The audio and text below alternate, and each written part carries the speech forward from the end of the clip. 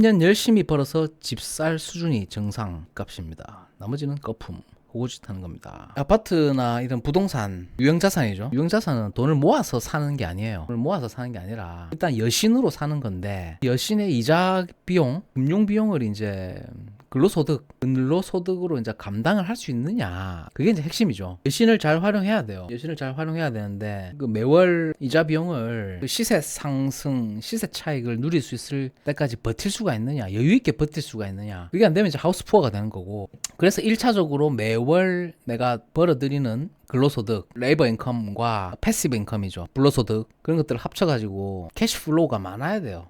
사실은 그 당연한 얘기죠. 뭐 이건 뭐 진부한 얘기인데, 당연히 캐시플로우가 많은 사람들이 유리합니다. 대표적으로 뭐 의사, 변호사 이런 전문직인 사람들은 보편적으로 이제 월 소득이 좀 높잖아요. 그런데 꼭 그런 전문직이 아니더라도 그 이상 충분히 그 정도의 캐시플로우를 만들 수 있는 제가 방법을 계속 이렇게 얘기를 해드리는 거예요. 제일 안정적으로, 그리고 제일 리스크가 적게, 그리고 그나마 편하게. 10대, 20대 때 공부 열심히 안 한 사람들도 그때 40대에 어떤 드라마틱한 변화, 뭐 안 한 대가, 그걸 좀 치르고서더라도 그 상위계층으로 올라갈 수 있는 어떤 기회가 있어야 될 거 아니에요. 그 기회에 대해서 그 방법론을 제가 제시를 하고 있는 거잖아요. 어떻게 하면은 그게 가능하냐, 불가능하지가 않다라는 얘기죠. 가능해요. 가능합니다. 제가 그 구체적인 방법을 다 설명을 드렸잖아요. 여러분 좋아요 한 번씩 눌러주십시오. 동시 시청자 수가 지금 100명이 넘는데, 재테크도 좋습니다. 제가 원래 또 사실 재테크 전문입니다. 재테크, 뭐 부동산, 뭐 비트코인은 물어보지 마세요. 잘 모릅니다. 비트코인 같은 건 안 합니다. 나는 비트코인은 투기성이 짙다고 보거든요. 투자하고 투기는 다릅니다. 투자하고 투기는 다른데 뭐가 다르냐?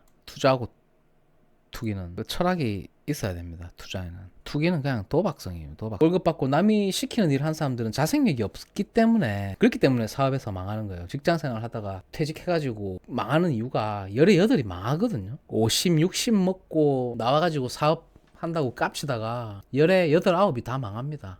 그 이유가 그거예요. 뭐 대기업, 중견기업 꼴에 내가 이제 뭐 한 부장, 차장까지 했다. 근데 이제 내가 뭐 나가면은 뭐라도 되겠지라고 생각한 거지. 근데 그 시장하고 이 시장하고는 다른 거예요. 남이 시키는 일을 잘하는 것하고 내가 일을 주체적으로 할 수 있는 것하고는 완전히 다른 게임이에요. 다른 게임을 하고 있는 거예요. 직장인, 저도 일반 직장인이었어요. 남이 시키는 일을 잘하는 것, 이게 이제 톱니바퀴, 규격화된 톱니바퀴 같은 사람, 이게 이제 남이 시키는 일을 잘하는 사람, 규격화된 톱니바퀴 같은 사람이죠. 근데 사회에서 이제 요구되어지는 것, 자영업이라든지 뭐 본인 사업, 창조적인 일을 해야 되는 사람, 주체적으로 내가 일을 시켜야 되는 입장이죠.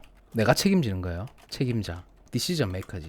디시전 메이커가 돼야 되는데, 남이 시키는 일을 잘하는 사람이 주체적으로 내가 일을 시켜야 되는 입장이 되면 못합니다. 못해요. 어떻게 하죠? 이때까지 남이 시키는 일만 잘해왔는데 누군가의 지시를 받아야 되는 거야. 근데 아무도 나한테 지시를 해주는 사람이 없어요. 내가 결정을 해야 돼. 그래서 의사결정의 피로감이라고 합니다. 의사결정의 피로감. 그러니까 이런 사람들은 자생력이 없어, 좀. 근데 어릴 때부터 이제 이렇게 자생력이 좀 있는 사람들, 스스로 생존할 수 있는 능력, 가장 중요한 거예요. 그리고 이제 창조적인 사람이 돼야 되는데, 창조적이라는 건 뭘 의미하느냐, 규격화되어 있지 않은 사람. 이 자격증이라고 하는 거는 규격화된 인간을 얘기하는 거예요. 자격증을 소지하고 있다.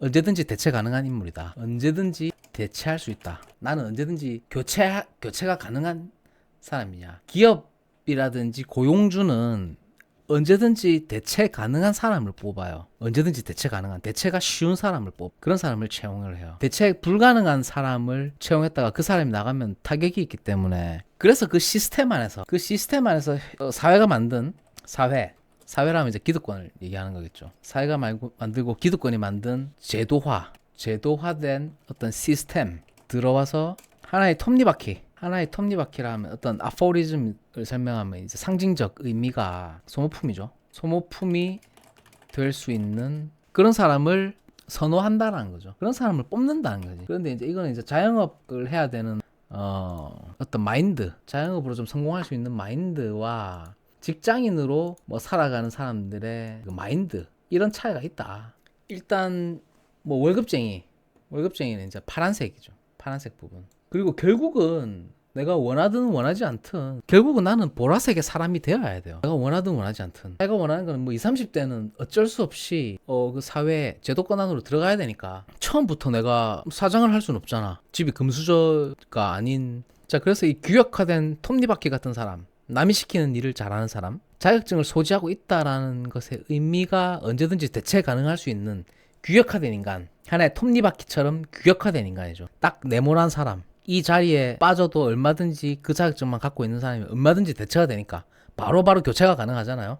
이 사회라는 이 기득권 제도화된 시스템에 넣었다가 뺐다가 개똥이가 들어와도 그 자리를 채울 수 있고 호랭이가 들어와도 그 자리를 채울 수가 있어. 언제든지 교체가 가능하고 대체가 가능해요. 결국은 이런 캐릭터를 가지고 가야 돼. 주체적으로 내가 일을 시켜야 되는 입장이고 책임자고 디시전 메이커, 의사결정을 해야 되고 그 의사결정에 피로감이 있죠. 자생력을 갖추려면. 그리고 이제 창조적이어야 되고 규격화되어 있지 않은 사람을 이제 미래 시대에서는 요구한다라는 거죠. 근데 대다수의 사람들이 이 보라색의 영역으로 들어온다고 하더라도 그걸 버티지는 못해. 그 의사결정의 피로감 때문에. 다시 그 자유로부터의 도피를 선택. 에리 프롬이라는 철학자가 쓴 자유로부터의 도피라는 책을 읽어보면 그런 내용이 나옵니다. 그래서 자유를 쟁취했음에도 불구하고 그 자유로부터의 도피를 선택해서 다시 제도권 안으로 규격화된 어떤 조직으로. 그 자유는 통렬한 책임을 동반하기 때문에 그 책임과 무게감, 그 무게감을 견디지 못하고 다시 그냥 또 다른 누군가의 지시를 받아야 되는 거야. 인간은 그렇게 가스라이팅 당했어. 초등학교 때부터, 그리고 중학교 때부터, 그리고 고등학교 때부터 그렇게 세뇌당했다는 거야. 누가 그렇게 세뇌시켰느냐? 기득권이 그렇게 세뇌를 시킨 거예요. 교육이라는 제도를 통해서. 그렇게 규격화된 인간을 만들어내기 위해서 그 규격화된 똑같은 사람, 얼마든지 대체할 수 있는 사람들이 많아져야지 이 사회를 움직일 수 있기 때문에, 유연하게 움직일 수 있기 때문에, 그 기득권들의 권리를 존속시킬 수 있기 때문에 그렇게 교육이라는 거를 악용했다. 뭐 일론 머스크나 스티브 잡스나 마이크로소프트 빌 게이츠나 그 유명한 서태지도 다 학교를 자퇴했잖아요. 그 규격화된 그 톱니바퀴처럼 살고 싶지 않아서 그걸 이제 거부한 거야. 대표적으로 서태지지. 서태지가 중졸이잖아. 서태지는 참 대단한 사람이야. 개인적으로 서태지를 좀 좋아하는데 핑크 플로이드의 Another Brick in the Wall 이라는 노래가 있습니다. Another Brick in the Wall. 그게 무슨 의미냐? Another Brick in the Wall. 노래를 꼭 한번 들어보세요. 이게 핑크 플로이드 노래인데 그냥 벽 속에 하나의 벽돌일 뿐이다. 그래서 이제 제도화된 어떤 교육을 거부하고 학교 교육을 비판하고 똑같이 규격화된 인간을, 똑같이 생긴 인간을 만들어내는 그 뮤직비디오를 보면 그런 것들 통렬하게 비판하고 있어. 페이커도 자퇴를 했어요. 페이커 같은 사람은 자퇴를 하는 게 맞아요. 학교에서 사실 배우는 게 없어. 학교에서 배우는 거는 하나의 톱니바퀴, 소모품으로 만들기 위한 그런 교육을 하기 때문에 다 뭐 공부 열심히 해가지고 대기업 가라, 삼성 가라, LG 가라 그 소리만 짓거리고 있지. 가게 차려가지고 사장 되라는 말하는 사람은 아무도 없잖아요. 백종원처럼 프랜차이즈를 해가지고 전 세계에 한국의 위상을 떨치고 BTS가 돼서 한국을 알려라 라고 가르치는 선생은 아무도 없잖아요. AI가 앞으로 시설 관리에 미칠 영향은 아직까지는 AI는 뭐 시설 쪽으로는 크게 상관이 없다라고 봅니다. 이건 사람이 있어야 돼요. 사람이 있어야 되고 학교는 어떤 곳이냐면요, 그냥 벽돌을 찍어내는 공장입니다. 그게 그렇게 보이죠. 학교라는 게 기본 상식을 배우는 곳이고 인성교육을 하는 곳이라고 이제 보여지죠. 그래서 이 제도권에서 이제 교육 시스템이라는 게 사실 성공한 것처럼 보이는 거예요. 그래서 결국은 우리가 규격화되지 않은 사람, 될 수 없는 사람이 돼야 된다는 거죠. 미래에 성공하기 위해서는. 치킨은 요즘 이제 로봇가 만들죠.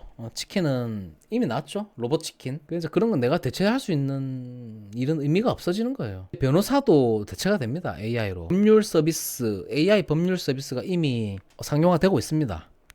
어지간한 법률 서비스, 뭐 소장을 쓴다든지 변론서를 쓴다든지 그런 것들 AI가 쓰고 검토만 하는 거예요. 사람이.